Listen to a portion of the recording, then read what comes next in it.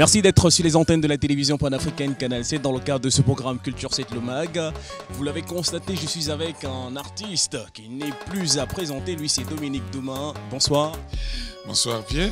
Alors véritable plaisir pour Culture 7 d'effectuer sa première sortie avec vous. C'est moi qui suis aussi très heureux de cette possibilité que vous nous accordez, nous artistes, surtout nous littéraires, de proposer aux spectateurs ce que nous vivons, ce que peut-être eux aussi vivent et que nous mettons sur noir sur blanc sur papier. Voilà, première sortie pour Culture 7 le Mag dans le cadre de ses vacances, changer de décor. Nous allons nous entretenir tout au long de cette émission avec l'artiste dans le cadre de la sortie de son ouvrage Vokuna. C'est bien ça? Bien sûr que oui, hein, c'est mon nouveau roman. Après Moeni, Vokuna c'est mon deuxième roman. Et là, je raconte une histoire, mais vraiment qui est, comme on dit, très séduisante. C'est une fiction, mais elle est vraiment séduisante. Séduisante, belle fiction. Pour en savoir un peu plus, c'est dans quelques instants seulement avec l'artiste Dominique Douma. Mais avant, tu sais ce qu'on va faire? Et on va le savoir maintenant. On va regarder le sommaire. A tout de suite.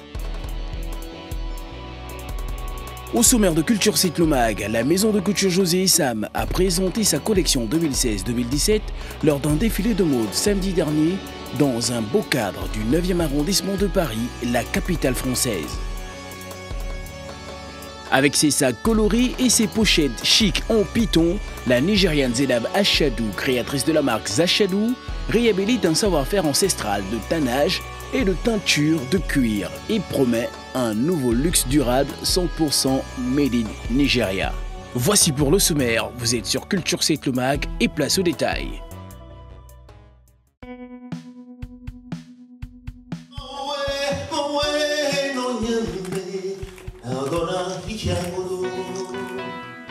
C'est parti pour une heure de défilé de mode, une heure d'émotion intense pour ces jeunes filles qui vivent pour la première fois cette expérience.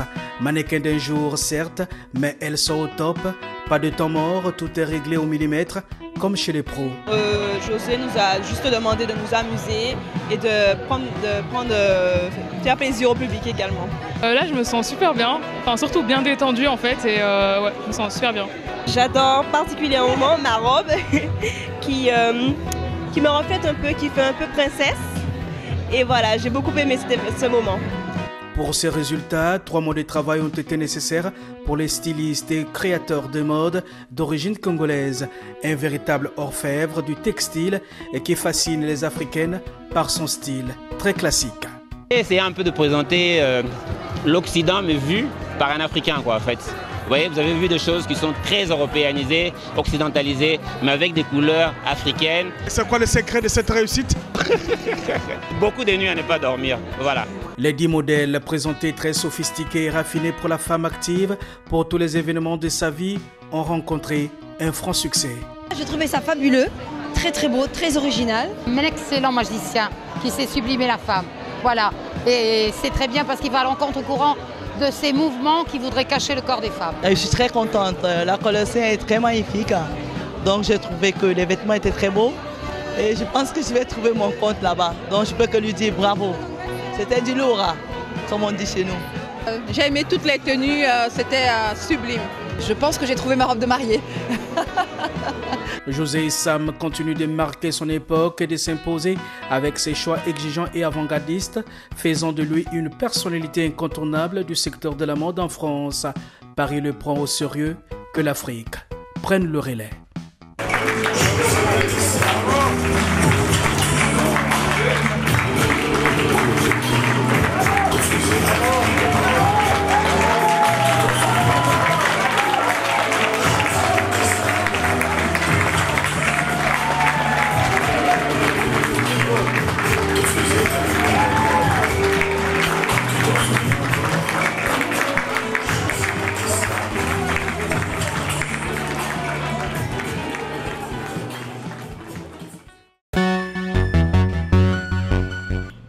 Un sac en python stylisé, signé Zachadou. Dans cet atelier de la banlieue de Lagos, Zina Achadou confectionne des sacs à main chics et artisanaux. Mais le plus grand souci pour cette jeune créatrice nigériane, c'est d'imaginer le sac idéal. C'est le sac parfait au quotidien. Il peut servir le jour, la nuit, d'une ville à l'autre. Vous pouvez quitter Lagos et arriver à Paris sans avoir à changer de sac.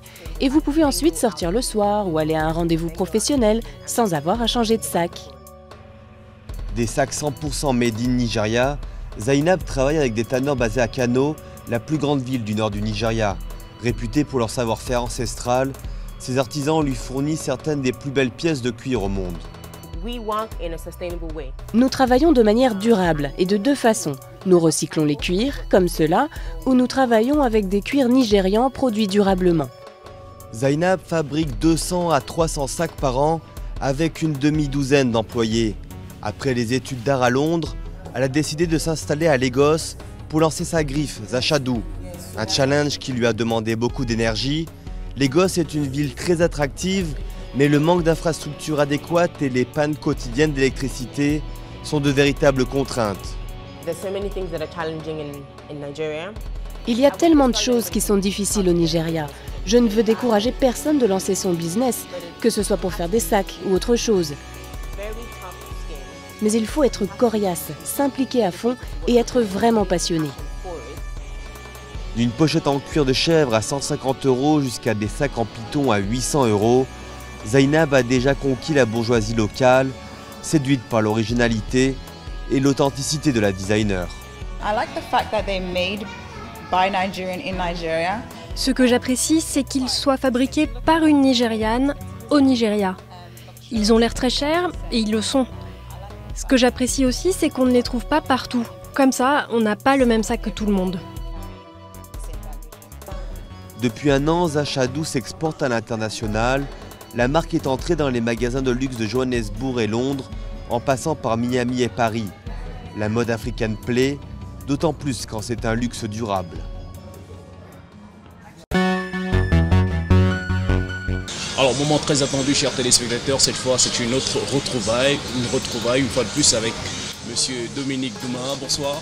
Bonsoir Pierre. Alors Dominique, c'est toujours un plaisir de vous avoir sur le plateau de Culture 7. Hein. Mais c'est moi aussi qui suis très enchanté d'y être. Sauf que le cadre, il a changé. Ben oui, c'est ça. Hein. Quand on veut innover, quand on veut se mettre à l'aise, ben il faut choisir le site qu'il faut. Exactement, innover, se mettre à l'aise, c'est les vacances. Et vu que c'est les vacances, Culture 7, le MAG effectue une sortie qui nous amène à la rencontre de Dominique Douma. C'est vrai qu'il n'y a pas si longtemps, déjà on te recevait dans le cadre du théâtre, la semaine du théâtre. Mon festival de théâtre, Coup de théâtre. Oui. Peut-être nous donner déjà le bilan de ce qu'a été cette semaine du théâtre. Très très positif parce que nous voulions et nous voulons que ce festival Coup de théâtre permette à ce que les hommes de théâtre qui y participent vivent de leur billetterie. Oui. C'est la raison pour laquelle je remercie d'ailleurs le partenariat de l'Institut français du Gabon qui nous a permis, disons, de faire ce spectacle là-bas et qui a fait en sorte que pendant une semaine, le public soit habitué à venir dans une salle de spectacle, à payer son droit d'entrée et à regarder une variété de spectacles. Donc à ce niveau-là, les troupes qui étaient invitées ont disons, réussi leur spectacle. Ouais. Le public est venu et maintenant nous avons fait un bilan positif qui prépare déjà la 4e édition de 2017. Voilà, 4e édition de 2017, vivement que cet événement soit encore un événement de grande envergure qui rassemble. Alors Dominique, je sais que tu es également un homme de radio, un homme des médias. Oui, je suis animateur de l'émission Afripolis, exactement, Africa numéro 1. Africa numéro 1, c'est-à-dire que l'artiste porte plusieurs casquettes. Disons que disons, tout va de pair. D'ailleurs, je conseille à nos amis téléspectateurs qui nous regardent en ce moment qu'il faut savoir développer en soi, découvrir en soi toutes les cordes, disons, que nous avons en nous. Moi, j'ai eu la chance d'être de subir une carrière, disons, artistique qui a fait en sorte que j'ai reconnu dans mes potentialités, dans mes prédispositions individuelles, disons une sensibilité à faire le théâtre, à faire la musique. Et le fait de jouer plusieurs personnages, d'autres auteurs, d'autres dramaturges, mais cela a forgé en moi l'idée de vouloir me mettre à l'écriture. Ouais. Parce que très souvent, toutes les pièces de théâtre que j'ai eu à mettre en spectacle, je les ai toujours réécrites. Parce que vous savez, quand un dramaturge écrit une pièce de théâtre, le metteur en scène que je suis doit faire une autre réécriture de cette pièce-là pour que la pièce soit à la portée, disons, du public. Et l'exercice, l'expérience que j'ai vécue en réadaptant certaines pièces de théâtre a fait en sorte que je me suis découvert, disons, une sensibilité à l'écriture. Et c'est ce qui fait en sorte que j'associe, je lis la chanson, la scène théâtrale et maintenant l'écriture. Et maintenant l'écriture, justement en parlant d'écriture, il y a ceci, c'est un roman, Vokuna. Alors Dominique, voici une œuvre qui sort à peine, un bel ouvrage, Vokuna. Déjà peut-être nous parler de ce roman. Mais Vokuna, vous savez, il y a... c'est Patrice Lumumba qui disait que la liberté est, disons, la chose pour laquelle, de tout temps, tout être humain s'est battu et a même consacré sa vie. D'accord. Cela veut dire que Vokuna, dans tout ce que nous faisons, dans tout ce que nous menons dans notre vie, toutes les batailles sociales que nous menons, toutes les batailles pour réussir dans nos carrières, la réussite ne nous est jamais donnée gratuitement. On ne vous servira jamais sur un plateau d'argent ce que vous voulez absolument obtenir pour votre propre vie. Et pour obtenir cela, il faut gagner la bataille. Il faut arracher la liberté que vous voulez. Il faut arracher, disons, le pouvoir de travailler dans la carrière que vous avez voulu. Et dans ma communauté linguistique Vili, Vokuna, c'est-à-dire arracher, prendre, mériter tout ce qu'on veut, se traduit par Vokuna. Vokuna. Voilà. Alors, si je comprends bien, c'est la signification de cette expression, Vokuna? Voilà, Vokuna, c'est ça. Et je rappelle aux téléspectateurs que Vokuna, qui est le titre de ce roman, est également le nom que porte l'héroïne. Absolument. Voilà, une belle fiction que l'on retrouve dans ce roman. Alors, sinon, Dominique, pour cette fiction-là, comment t'est venue l'inspiration pour ces différents personnages que l'on retrouve dans ce roman? C'est quand j'étais étudiant en formation d'écriture cinématographique et analyse, disons, cinématographique en Belgique, que l'idée d'écrire Vokuna m'est arrivée. Au fond, à la fin de ma formation à l'Université libre de Bruxelles, les grands cinéastes que j'ai eus pour professeurs, parmi lesquels Pierre Dardenne, que les téléspectateurs connaissent, ceux qui connaissent le cinéma européen, qui est un grand réalisateur belge. Pendant son cours, il nous a dit, bon, écoutez, pour la fin de vos études, vous avez appris l'écriture cinématographique, l'analyse cinématographique, la critique cinématographique, et la seule manière de prouver d'avoir votre diplôme, c'est d'écrire un scénario original. D'accord. Et c'est là où je me suis dit, qu'est-ce que je peux écrire d'intéressant comme scénario original? Et l'idée de Vokuna est arrivée. Parce que j'ai une grande cinéaste, disons espagnole, Madame Lorga, qui pendant un des cours qu'il nous a dispensé, nous a présenté l'histoire d'un roi. dans un royaume fictif comme ça, et qui a été presque, qui s'est trouvé dans une histoire abracadabrante, parce que tout simplement, son enfant est tombé amoureux d'une femme qui l'a amené dans le royaume, oui. Et le papa lui-même, le roi lui-même, devant la beauté de sa bru, de sa belle-fille, lui-même aussi est tombé amoureux, disons, et il y a eu donc un conflit entre le fils et le père pour cette fille qui était belle. Alors, j'avais trouvé cette histoire que la cinéaste espagnole nous avait proposée tellement séduisante, et que, si bien que pour mon travail de scénario original pour obtenir mon diplôme, disons à l'Université libre de Bruxelles, j'ai écrit l'histoire de Vokuna. Donc l'histoire d'une jeune fille qui se trouve dans un pays donné, dans sa cellule familiale, mais malheureusement, son père et sa mère, disons, le torchon brûle. D'accord. Ils amènent l'histoire devant le tribunal, et finalement, parce que le mari ou la femme avait demandé le divorce, mais lorsque le verdict du tribunal arrive, eh bien, on donne la garde de l'enfant au père. Mais le père va se remarier, va voler en deuxième noce. Le torchon va brûler entre Vokuna, notre héroïne, et sa belle-mère. Il y a beaucoup de choses mystiquement qui se perdent dans sa chambre, et Vokuna accuse sa belle-mère, disons, d'être la personne qui complote un peu contre elle dans sa propre maison. Voilà. Alors elle en a ras-le-bol, elle fugue.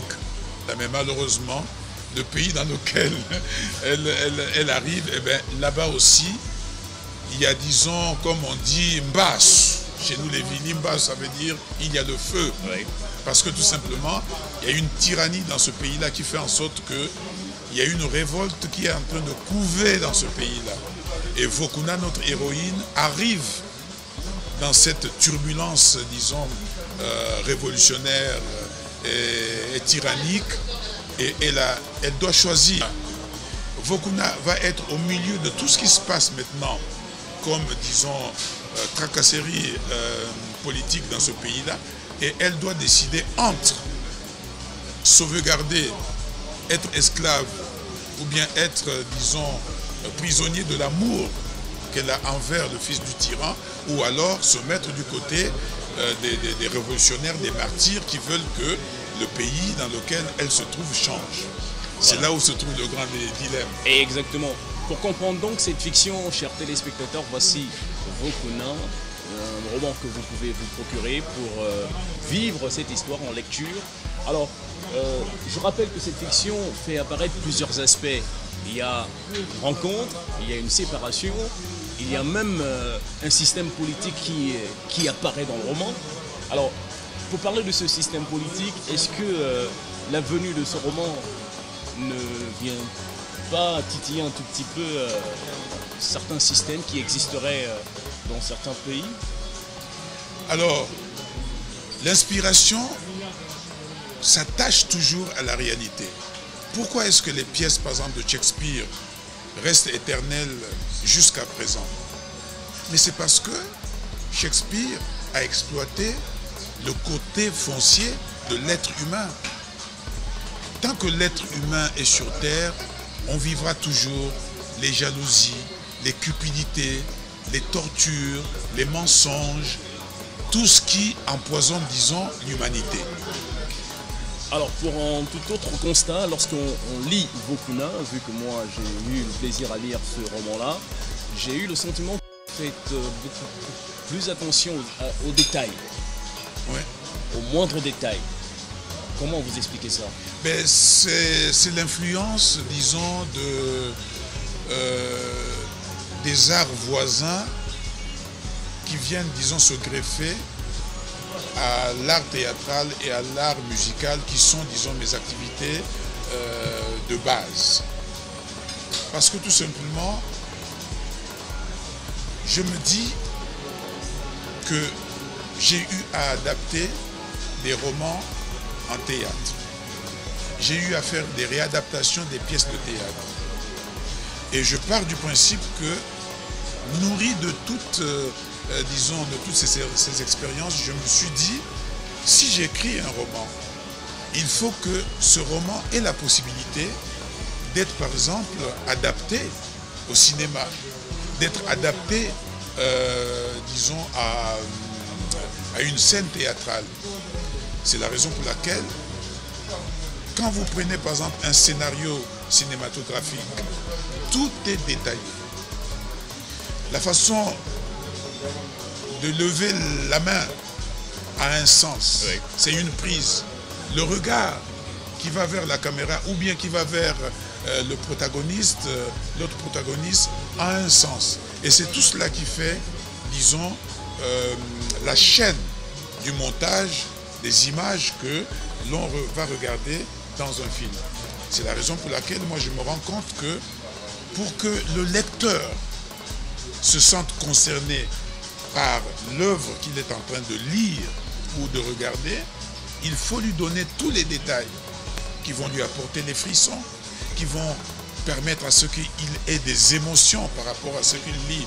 Et ce n'est que comme ça que le lecteur va adhérer à l'histoire qu'il est en train de lire. Et voilà, deuxième essai de l'artiste, de l'écrivain. Dominique, peut-on se procurer facilement, peut-on avoir accès facilement à cet ouvrage? Oui. Si oui, où? Bon, d'abord, je dois dire que l'ouvrage a été édité par la Société des écrivains à Paris. À Paris, oui. Donc, pour nos amis téléspectateurs qui nous suivent, ils peuvent cliquer sur Internet, ils cliquent sur le site Amazon. Amazon, oui. Donc, le livre est vendu en ligne via le site Amazon, particulièrement au Gabon, à Libreville. Ils peuvent l'acheter déjà parce que depuis presque 3 semaines, le Vokuna est déjà dans les bacs de certaines grandes surfaces. Je n'ai pas envie de les citer. Voilà. Vous avez donc tous les renseignements concernant cet ouvrage Vokuna, une véritable fiction, belle fiction d'ailleurs. Si vous avez pour ces vacances envie de lire, je vous conseille d'aller vous procurer cet ouvrage Vokuna. Alors Dominique, oui. Pour finir, s'il y avait un mot à partager aux téléspectateurs de Canal 7 concernant cet ouvrage, et peut-être nous dire aussi s'il y a un roman en vue qui arrive prochainement. Le 3e roman qui est déjà en marche va concerner, parce que beaucoup de lecteurs qui ont lu Moigny m'ont fait comprendre que pour eux, il y a comme un goût d'inachevé quand ils ont lu Moigny. Ils ont sollicité à ce que je poursuive cette histoire de Moigny pour qu'il y ait un tome 2 Moigny. Exactement. Donc ça a commencé et c'est ce qui fait en sorte que le moment venu, on se retrouvera à nouveau pour, disons, pour ce 3e roman-là qui va être Moigny 2. Pour donner une suite à Moigny, c'est attendre le tome 2, je précise. Absolument. Voilà, donc de l'écrivain Dominique Dumas. Alors Dominique, ce fut un plaisir de te recevoir, de t'avoir reçu sur le plateau de Culture 7 à nouveau. Et c'est moi qui suis très heureux de la possibilité que Canal 7, via Culture 7, Pierre, donne aux penseurs, aux écrivains, de partager avec les téléspectateurs les histoires de nos vies. Et moi, je dis que dans la vie, rien n'est à craindre. Tout est à comprendre. Et la lecture, la littérature est là pour nous aider à comprendre la vie. Et c'est vraiment comme ça que je dis merci beaucoup de nous avoir permis, avec l'espoir que nos téléspectateurs vont découvrir l'histoire. Et demain, pourquoi pas, cher Pierre, c'est une idée que je donne, pourquoi pas réunir dans Culture 7 les auteurs avec, disons, avec les lecteurs. Pourquoi pour pas échanger. Parce que c'est tout cela qui fait avancer l'humanité. Voilà, cet échange-là, moi je sollicite cet échange, mais c'est à vous qui êtes, disons, voilà, l'animateur de l'émission, d'y penser. Alors, la requête est prise. Culture 7, c'est tout ce qui est culturel et artistique. Merci de nous avoir regardés sur les antennes de la télévision panafricaine. Nous étions avec Monsieur Dominique Douman dans le cadre de cet ouvrage, Vokuna. Un bel ouvrage que vous pouvez désormais vous procurer à lire pour ces vacances. C'est une belle fiction, bien racontée, peut-être qui sera un jour, je le souhaite, adaptée au cinéma. Merci de rester avec nous. À très bientôt.